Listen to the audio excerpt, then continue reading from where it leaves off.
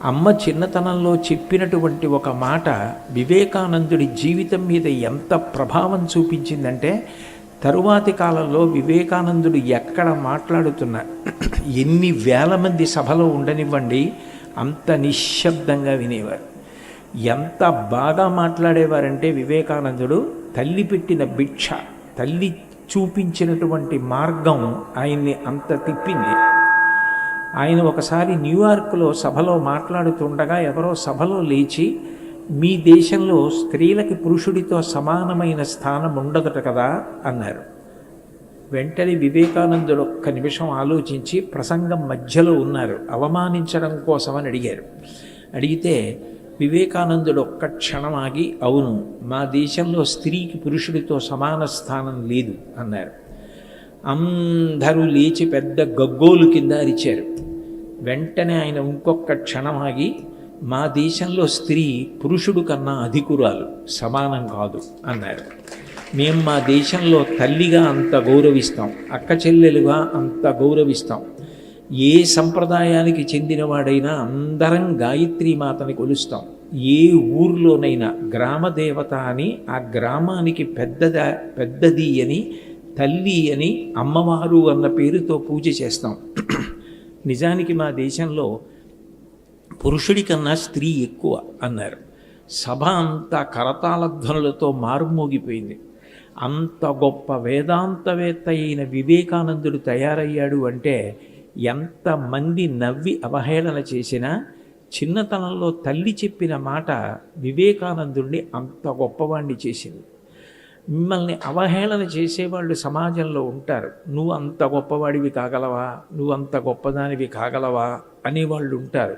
కానీ మీరొక్కటి గుర్తుపెట్టుకోండి, నాకు ఇది కావాలనుంది, నేను ఇలా చదువుకుంటాను, నేను ఈ స్థితికి వెళ్ళాలనుకుంటున్నాను అని మీరు త్రికరణ శుద్ధిగా చెప్తే, మీకోసం అహరహం వెనకాతల ఉండి మీరు అట్లా తయారు కావడానికి ఎంత త్యాగమైనా చేసి మిమ్మల్ని ఆ స్థానంలో చూడాలని కలలు కనే వ్యక్తి, మీకన్నా ఎక్కువ కలలు కనే వ్యక్తి మొట్టమొదటిది ఎవరైనా ఉంటే తల్లి ఒక్కతే.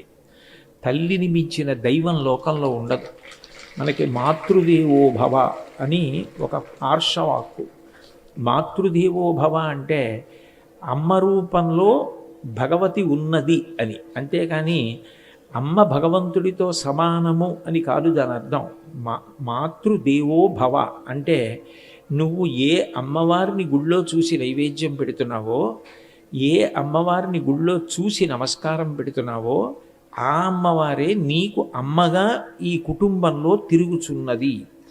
అమ్మవారికి నమస్కారం చేస్తే ఎంతో, అమ్మకు నమస్కారం చేస్తే అంతే. మనం ఈ లోకంలోకి వచ్చాము అంటే అమ్మ కన్నా గొప్ప వ్యక్తి అమ్మ లేనినాడు మనం లేము. నిజంగా చెప్పాలి అంటే అమ్మ శరీరంలో మనందరం అంతర్భాగం. ఒక వ్యక్తి కడుపులో ఒక పెద్ద పుండు పెరిగిందనుకోండి, వైద్యుడు శస్త్రచికిత్స చేసి ఆ పుండు తొలగించి ఒక చిన్న గాజు పాత్రలో పెట్టి తీసుకొచ్చి కొడుక్కి చూపించి, మీ అమ్మగారి కడుపులో ఇంత కంతి పెరిగిందయా, శస్త్రచికిత్స చేసి తీసేశాను, ఇదిగో అని చూపించాడు అనుకోండి. అది ఎక్కడ పెరిగింది ఆ కంతి? వాళ్ళ అమ్మగారి కడుపులో పెరిగింది. నిజానికి వాళ్ళ అమ్మగారికి ఆ కంతికి ఏమైనా తేడా ఉందా? ఉండదు. ఎందుకంటే అది అమ్మగారి శరీరంలో అంతర్భాగంగా పెరిగింది. మనం కూడా అంతే. నిజానికి మన అమ్మ కడుపులో పెరిగినటువంటి వాళ్ళం. అమ్మలా కష్టపడ్డ వాళ్ళు, అమ్మలా మనని జీవితంలో ఆదుకునేవాళ్ళు, అమ్మలా త్యాగం చేసేవాళ్ళు ఉండరు. ఒక ఇంగ్లీష్ కవి ఒక గొప్ప మాట అన్నాడు, one who can make sacrifice from womb to tomb is none other than mother. తల్లి తప్ప. తల్లి కడుపులో ఉండగానే అంత ప్రేమతో బయటికి వచ్చేది ఎవరు అంటే స్త్రీ. స్త్రీకి ఉన్నంత ప్రేమ లోకంలో ఎక్కడా ఎవరికి ఉండదు. నేను మీకు యథార్థమైన విషయం చెప్తున్నాను. నేనేదో అభూత కల్పన చేసి అబద్ధం చెప్పాను అని మీరు అనుకుంటే, మీకు నేను రేపే ఆ పుస్తకంలోంచి దాని ప్రింటౌట్ పంపిస్తాను. ఈ మధ్యకాలంలో ప్రపంచంలో ఒక గొప్ప ప్రయోగం చేశారు. ఒక గదిలోకి తీసుకెళ్ళి పాలిచ్చేటటువంటి ప్రాణులు, అంటే క్షీరదములు అంటారు. పంది పిల్లలకి పాలిస్తుంది, కుక్క పిల్లలకి పాలిస్తుంది, ఎలుక పిల్లల్ని పెంచి పెద్ద చేస్తుంది. ఇటువంటి ప్రాణులన్నింటినీ కూడా ఒక గదిలోకి తీసుకెళ్ళి ఉంచారు. స్త్రీ ప్రాణులను ఒక పక్క పెట్టారు, పురుష ప్రాణుల్ని ఒక పక్క పెట్టారు. ఇది నేను పురుషుల్ని తక్కువ చేయడానికి చెప్పట్లేదు. ఆ మధ్యలో ఒక చిన్న రేకు పెట్టారు, దానికి కొద్దిగా ఎలక్ట్రిసిటీ కనెక్ట్ చేశారు, విద్యుత్ శక్తి. ఈ ప్రాణులకు ఎదురుగుండా ఒక మూలేమో వాటి పిల్లల్ని పెట్టారు, ఇంకొక చోట ఆహారం పెట్టారు, ఇంకొక చోట నీళ్లు పెట్టారు. కొంతసేపు అయిపోయిన తర్వాత ఈ ప్రాణులకు ఆకలేసింది. ఆకలేసి ఇవి ఈ రేకు దాటి అవతల వైపు ఉన్నటువంటి వాటి వైపుకి వెళ్ళడానికి ప్రయత్నించాయి. మొట్టమొదట మగ ప్రాణుల్ని వదిలిపెట్టారు. ఎలక్ట్రిక్ షాక్ కొంచెం కొట్టి వెనక్కి వచ్చేసాయి. కానీ దాహం తట్టుకోలేకపోయాయి. గబగబా షాక్ కొడితే కొట్టిందని దూకేసి వెళ్ళి నీళ్లు తాగాయి. నీళ్లు తాగిన తర్వాత పట్టుకొచ్చి మళ్ళీ వెనక్కి పెట్టేశారు. కాసేపు ఆగి తట్టుకోలేక మళ్ళీ కొద్దిగా షాక్ కొట్టిన దూకేసి వెళ్ళి ఆహారం తిన్నాయి. మళ్ళీ కొంతసేపు అయిన తర్వాత స్త్రీ ప్రాణుల దగ్గరికి వెళ్ళాయి. కానీ స్త్రీ ప్రాణుల్ని తర్వాత విడిచిపెట్టారు, అంటే తల్లుల్ని. మగ ప్రాణులు మొట్టమొదట నీళ్ల కోసం వెళ్ళాయి, ఆహారం కోసం వెళ్ళాయి, తర్వాత తమ భార్యల దగ్గరికి వెళ్ళాయి. స్త్రీ ప్రాణులైతే ఏం చేస్తాయో చూద్దామని మొట్టమొదట కొంతసేపు అయిపోయిన తర్వాత ఈ ఆడప్రాణులు ఏం చేస్తాయని చూశారు. ఇవి షాక్ కొట్టినా కూడా రేకు మించి దూకేసి పిల్లల దగ్గరికి వెళ్ళిపోయాయి.